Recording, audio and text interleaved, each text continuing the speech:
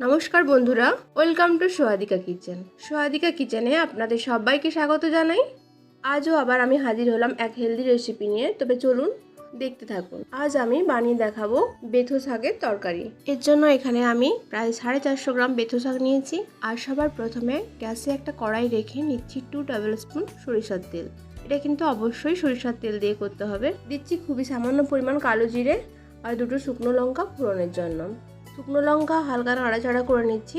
যখন সুন্দর একটা স্মোকি ফ্লেভার বেরোবে ঠিক সেই সময় দিচ্ছি কুচি করে রাখা রসুন।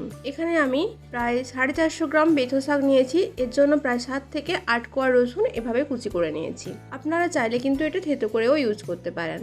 দিচ্ছি পেঁয়াজ কুচি। এখানে একটা মাঝারি মাপের পেঁয়াজ এভাবে কুচি করে নিয়েছিলাম। এবার সমস্ত কিছুকে খুব ভালোভাবে ভেজে নিচ্ছি। দিচ্ছি পরিমাণ মতো লবণ।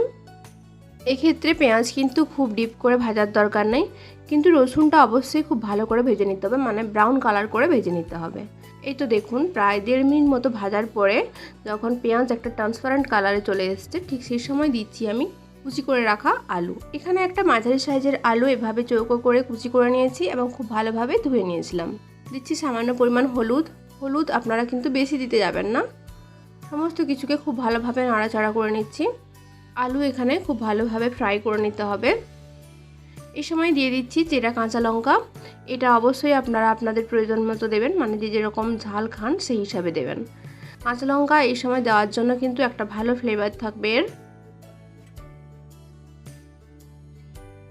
আলু 2 থেকে 3 মিনিট মিডিয়াম ফ্লেমে ভাজার পর দিচ্ছি কেটে রাখা বেথো শাক।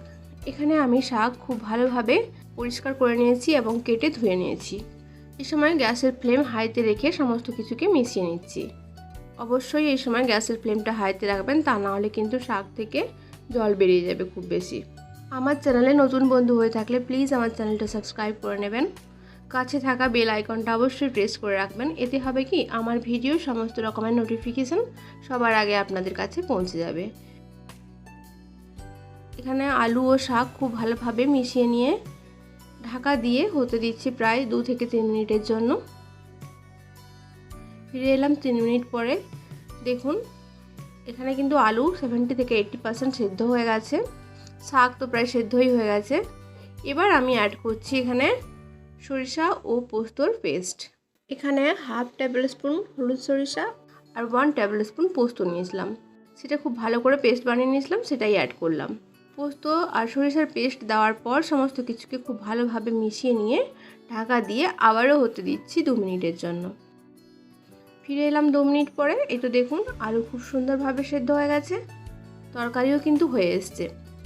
শীতের দিনে গরম ভাতের সঙ্গে এই রেসিপিটি কিন্তু অসম্ভব সুন্দর লাগে। এখানে টেস্ট করে আমি দেখেছিলাম যে লবণের পরিমাণটা কম আছে, সেই জন্য এখানে লবণ আমি ব্যালেন্স করে নিচ্ছি। এই রেসিপিটা কিন্তু অসম্ভব টেস্টি হয়, আপনারা অবশ্যই বানাবেন। লবণ দিয়ে সমস্ত কিছুকে মিশিয়ে নিয়ে আবারও খুব ভালোভাবে ভেজে নিচ্ছি। লক্ষ্য রাখবেন শাকের মধ্যে যেন কোনো জল না থাকে, এই জন্য এই সময় কিন্তু হাই ফ্লেম করে সমস্ত জল শুকিয়ে নিতে হবে, আর সেটাই আমি করছি। এই তো দেখুন প্রায় 1 থেকে 2 মিনিট হাই ফ্লেমে ভাজার পর জল শুকিয়ে গেছে, সাইড থেকে তেলও রিলিজ হয়ে গেছে। এই সময় ঢাকা দিয়ে গ্যাসের ফ্লেমকে অফ করে দিচ্ছি। ভালো লাগলে অবশ্যই লাইক করবেন।